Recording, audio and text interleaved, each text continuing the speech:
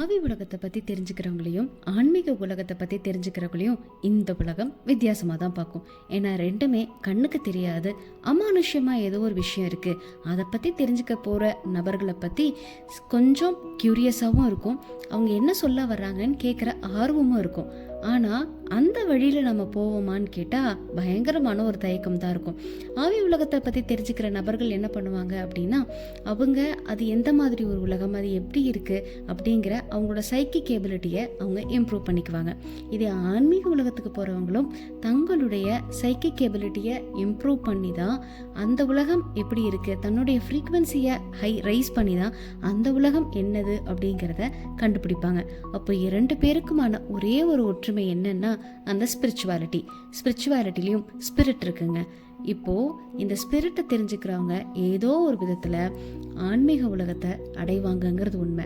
ஆன்மீக உலகத்தில் இருக்கிறவங்க ஸ்பிரிட்டை தெரியாமல் இருக்கிறதுக்கான வாய்ப்பே கிடையாது. சரி, ஏன் இன்னைக்கு இந்த ஸ்பிரிட் அண்ட் ஸ்பிரிச்சுவாலிட்டி பற்றி பேசிகிட்டு இருக்கோம் அப்படின்னா, இன்னைக்கு ஒரு அற்புதமான ஒரு புத்தகத்தை பற்றி தான் நான் சொல்ல போகிறேன். அதுதான் த லாஸ் ஆஃப் ஸ்பிரிட் வேர்ல்ட். இனிமேல் வர்ற எபிசோட்ஸில் எல்லாம் அந்த புத்தகத்தில் சொல்லக்கூடிய பல விஷயங்களை நான் உங்ககிட்ட பகிர்ந்துக்க போகிறேன். ஏன்னா இது நான் படித்து பல வருஷம் ஆச்சு. அதை நான் ஏதாவது ஒரு சோர்ஸில் எல்லாருக்கும் கொண்டு போய் சேர்க்கணுமேன்னு தோணுச்சு. ஏன்னா ஸ்பிரிச்சுவாலிட்டி அப்படிங்கிற ஜேர்னி எது அப்படின்னா, இந்த வாழ்க்கையில் எது உண்மையான ஆன்மீகம்னு தெரிஞ்சு அந்த நெறிப்படி வாழ்கிறது தான் ஸ்பிரிச்சுவாலிட்டி. லைஃப் ஆஃப்டர் டெத் அப்படின்னு சொன்னால் என்னவா இருக்குங்கிற ஒரு சில பேருக்கு பயமாக இருக்கலாம், சில பேருக்கு அது என்னவா தான் இருக்கும், நம்ம எங்கே தான் போகிறோம் அப்படிங்கிற ஒரு கேள்வியும் இருந்துக்கிட்டே இருக்கும். நம்ம விட்டு போனவங்கெல்லாம் எங்கே போயிருப்பாங்க, நம்மளை விட்டு போனவங்க என்ன பண்ணிட்டு இருப்பாங்க, அவங்க எப்போ திருப்பி பிறப்பாங்க, எதனால் அந்த மாதிரி அவங்களுக்கு ஒன்று நடந்தது அப்படிங்கிற மாதிரி ஒரு ஏக்கம் நம்மக்கிட்ட இருந்துக்கிட்டே இருக்கும். இதுக்கான விடையெல்லாம் யாராவது ஒருத்தவங்க அந்த உலகத்துலேருந்து நமக்கு கொடுத்தா எவ்வளோ நல்லாயிருக்கும்.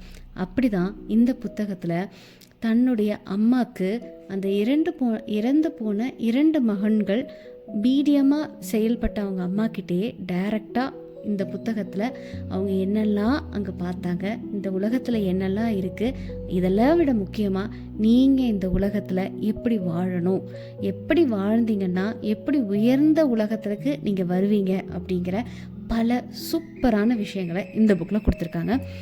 இதை தான் இனிமேல் நம்ம எபிசோட்ஸாக பார்க்க போகிறோம். இந்த சேனல் பிடிச்சிருந்தா நீங்கள் லைக், ஷேர் அண்ட் சப்ஸ்கிரைப் பண்ணுங்கள். மறக்காமல் உங்கள் ஃப்ரெண்ட்ஸுக்கு ஷேர் பண்ணுங்கள்.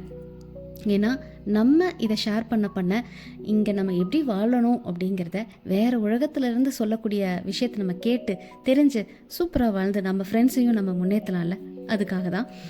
2வது, இதே மாதிரி நான் வாய்ஸாக மட்டுமே பேசவா இல்லை வீடியோவா ஃபேஸ் டு ஃபேஸாக நம்ம இந்த எபிசோட்ஸை பற்றி பேசலாமா அப்படிங்கிற சஜஷன்ஸும் கொடுங்க.